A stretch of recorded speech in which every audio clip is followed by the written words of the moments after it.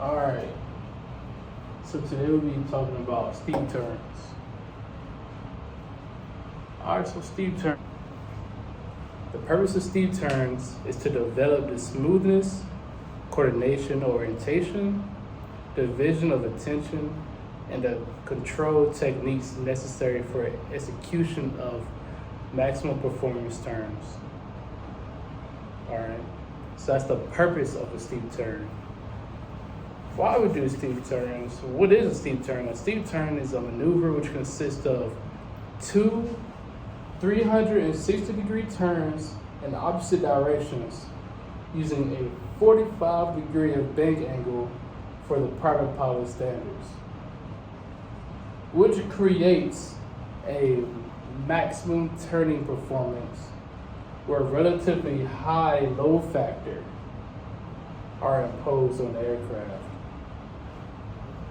This we figured out. Now we know what the purpose of it and what a steep turn actually is.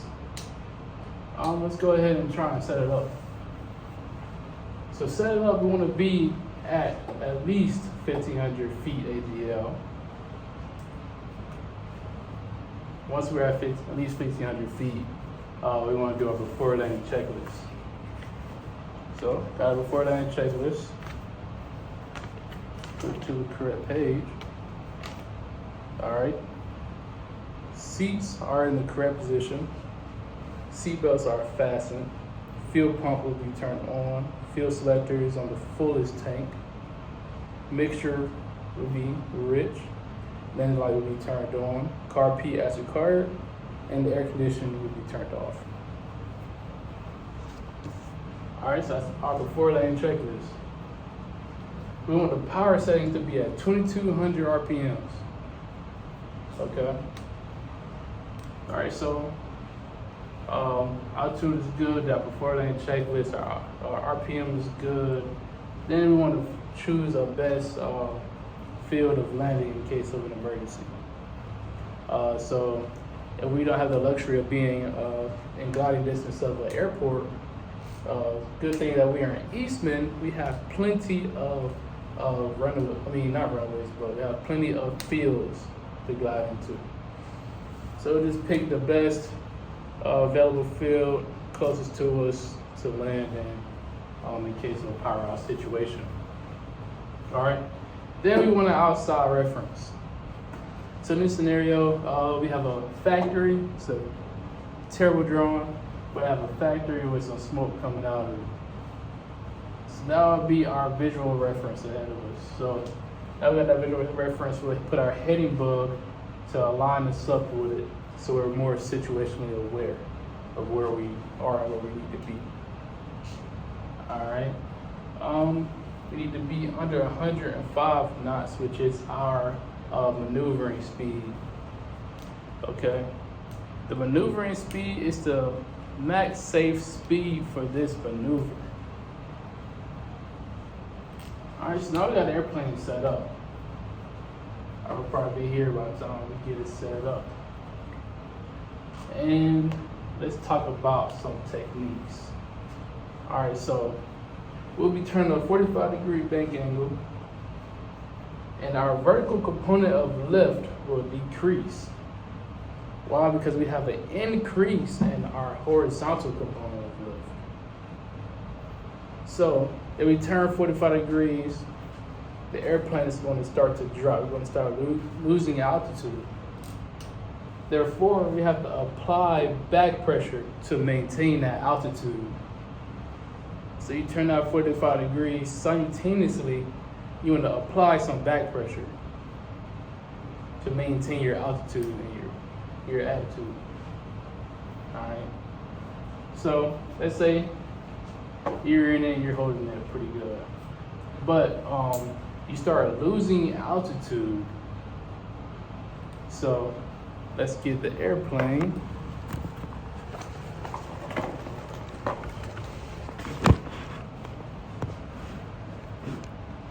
All right, so let's say you're flying and you're banking, but you're losing altitude. It's because your bank is too steep. You want to take out some of that banking and make it a little bit more shallower and apply some back pressure. that will allow you to maintain your altitude. And the same way the other way around. If you're climbing, you notice, you look inside, you're gaining altitude. You want to steepen that bank angle, and you don't want to force the nose over. You just want to ease up on the back pressure. Just ease up on it. Don't pull back. Ease up on it.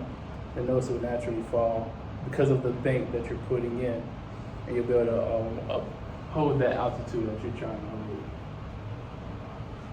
All right, and so let's talk about overbanking tendencies.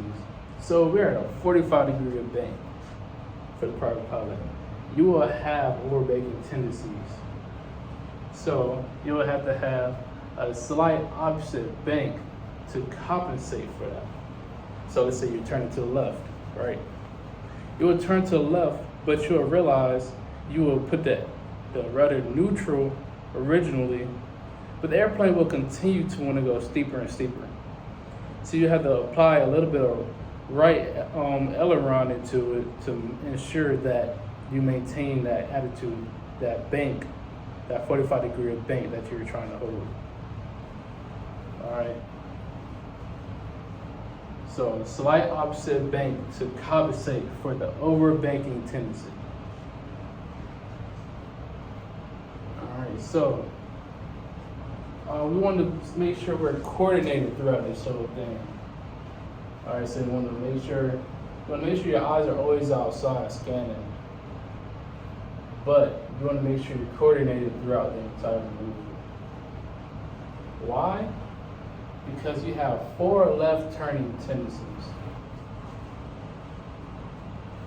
All right, so our 4 left turning tendencies. We have torque, P factor, gyroscopic precession, and spiral and slipstream. All right. So P factor is when the descending blade takes a bigger bite than the ascending blade. Torque is when the crankshaft is turning to the right. Newton's third law: every action there's an equal and opposite reaction. The airplane wants to go to the left. All right. Crankshaft turning to the right, propeller wants to go to the left. All right. Gyroscopic precession. So that's when a force is felt 90 degrees before it's applied. Okay. So let's say that's our prop, right? Let's say that the force is enacted there. It's going to be applied 90 degrees from that area. Okay. So that, and since the propeller is biting there here, but it's going to be acted on here at that 90-degree angle. Then you have spiral and slipstream. That's when the spinning of the propeller is going around the airplane, right? And it's going to hit the left side of the stabilizer. The airplane knows it's going to go to the left. All right, so that's our 4 left turning tendencies. For that reason, when you turn to the left, you will not need as much rudder because the airplane already has a tendency to turn to the left. But when you're turning to the right, you're going to need a little bit more right rudder to compensate for that P factor, the P factor, torque, gyroscopic precession, spiral and slipstream. Okay. Also, why we need to make sure it's coordinated is because we have adverse yaw. All right, adverse yaw, basically the airplane wants to turn the opposite direction of where you're trying to get it to turn. You're trying to make it turn to the right, the airplane wants to originally go to the left. All right, and a way that the airplane compensates for adverse yaw is that we have differential ailerons. All right, so one aileron produces more lift than the other. So our ailerons compensate for that. Just to keep it short and simple. Okay, so just to go over it, when we're entering here, we're gonna have a 45-degree of bank coming to a 360-degree turn, but we want to start our rollout 20 degrees before our entry heading. 20 degrees before, because you don't want to blow through it, but you don't want to make your turn too shallow. It's a precise turn and you have to turn out right on your entry heading, okay? So let's say our entry heading, we'll just call this a 360 heading, all right? We're turning, we want to make sure we'll be seeing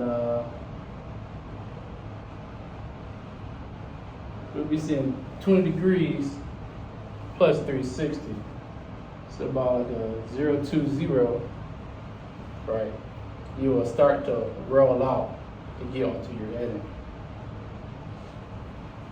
And then it's the opposite for a right turn. All right, turn. If you're doing a steep turn to the right, you want to make sure at 340, which is minus 20 degrees, you will turn out and be wings level at your entry heading. All right, so we got that. Make sure you stay coordinated. All right, so some tips that I have. Nose up trim. Trim is your best friend. Okay, so you'll find that you're doing steep turns. Your instructor may have you do, a couple in a day. You want to make sure that you use that nose trim to your advantage, so you don't have to hold back all of that back pressure.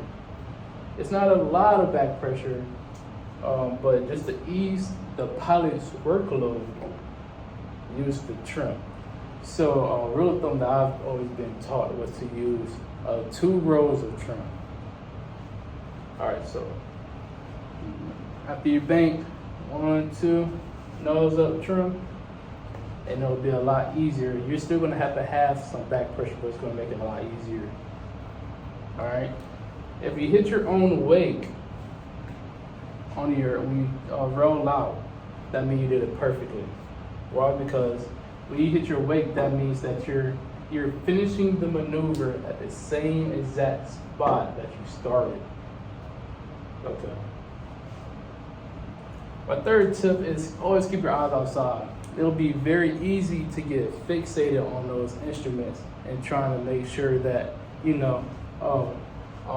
at my altitude, my airspeed is good, I have my 45 degrees of bank. But you want to make sure that you're also looking at that sight picture. All right. My 4th tip, that sight picture. Look at that sight picture, and it's different for every pilot based on where you're sitting, but that sight picture will keep it in your brain, like, okay, this is where I need to be, right? So you're banking, the sight picture may be here. It'll be different for every person based on how you're sitting, how tall you are, stuff like that. All right. So just make sure you keep your eyes outside. I've had trouble with keeping my eyes outside after my instrument training for commercial steep turns. I will always keep my eyes fixated on my instruments. So just don't start that bad habit of staring at your instruments. So just make sure you're outside, looking at the horizon, also looking for traffic. All right. Common errors is being uncoordinated. So you could become so easily fixated on the bank, the back pressure, but you start getting lazy with your feet. You want to keep the feet on the rudder, stepping on the ball, keeping everything centered to keep it coordinated. And you'll find that it's a lot easier to maintain that 45 degrees of bank in your altitude if you're keeping it coordinated. If it's not coordinated, you'll find that the nose is not doing what you want it to do. Divide your attention between outside and inside. So you want to make sure you're looking outside, keeping that sight picture, but you're also looking inside your instruments. All right, and we'll get to that in a second. We'll just talk about it now. The PTS ACS standards are altitude plus or minus 100 feet. Okay, so it can be easy to get fixated on those gauges, or you want to make sure you keep your eyes inside and outside, because you want to make sure you're within those parameters. Airspeed plus or minus 10 knots, bank plus or minus 5 degrees, and roll out plus or minus 10 degrees. Okay. All right, so other errors are not being situationally aware. So it's easy to get lost, to lose that point, even if it's a factory and there's no factory around. Once you're in a 45-degree bank for the first couple times, you can forget how you even got into it. Therefore, a great thing to start while you're ahead is to bug that heading. It doesn't take long, just go to your heading, you push it in, and just bug your heading so that you know, okay, I see my factory, but I also have a bug just in case. All right? Helps you be more situationally aware. Being at a low altitude is also an error. You can get so caught up on trying to get everything set up that you can get the altitude. You have to make sure that you're at a safe altitude to do these maneuvers. All right. And that's all that I have. Thank you for your time.